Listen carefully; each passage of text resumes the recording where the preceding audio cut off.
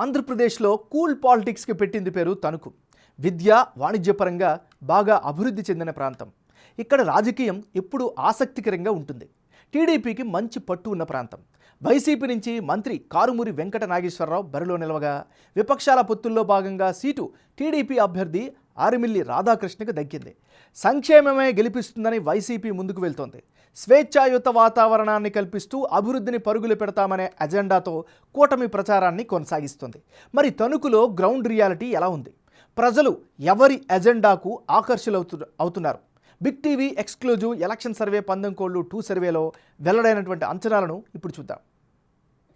Latest survey report పందెంకోళ్ళు 2 చూసే ముందు ఈ ఏడాది ఫిబ్రవరి 12న చేసిన పందెంకోళ్ళు 1 సర్వేలో తణుకు నియోజకవర్గంలో సర్వే అంచనాలు ఎలా వచ్చాయో ఓసారి రివైండ్ చేసుకుందాం.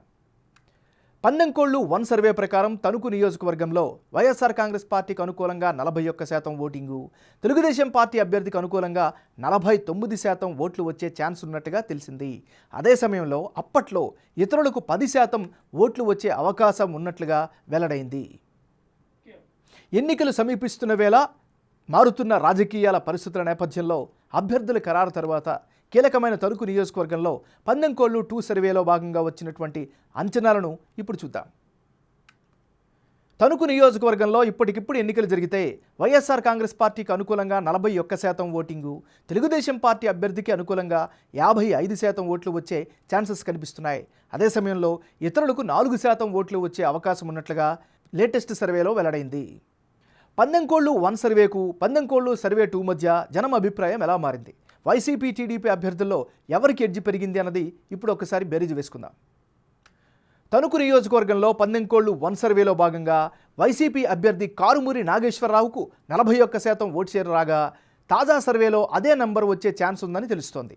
మరోవైపు తెలుగుదేశం పార్టీ అభ్యర్థి ఆరిమిల్లి రాధాకృష్ణకు గత సర్వేలో 49% ఓట్లు కనిపిస్తే తాజా సర్వేలో 55% ఓట్లు వచ్చే అవకాశం ఉందని తెలుస్తోంది.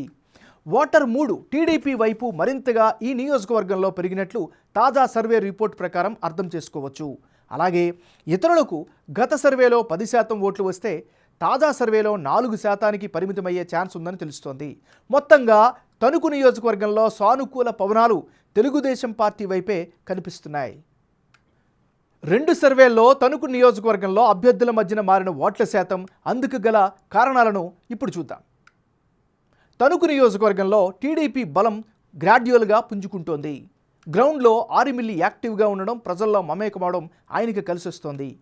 కూటమి కారణంగా ఓట్లు పెరుగుతాయి అనేటటువంటి నమ్మకం కూడా స్పష్టంగా కనిపిస్తోంది. ఇక కులాల పరంగా చూస్తే క్యాస్ట్ ఈక్వేషన్స్ కలిసి వస్తాయని టీడీపీ ఆశలు పెట్టుకుంది. వెల్ఫేర్ స్కీములు గెలిపిస్తాయని వైసీపీ అభ్యర్థి నమ్ముతున్నారు. కారుమూరికి ఈ నియోజకవర్గంలో పాజిటివ్ ఇమేజ్ కూడా కనిపిస్తోంది. గ్రౌండ్లో ఆయన యాక్టివ్గా ప్రచారాలు నిర్వహిస్తున్నారు. ఓవరాల్గా ఇప్పటికిప్పుడు ఎన్నికలు జరిగితే తణుకు నియోజకవర్గంలో టీడీపీకి ఎడ్జ్ ఉన్నట్లు బిగ్ టీవీ ఎలక్షన్ సర్వేలో వెల్లడైంది.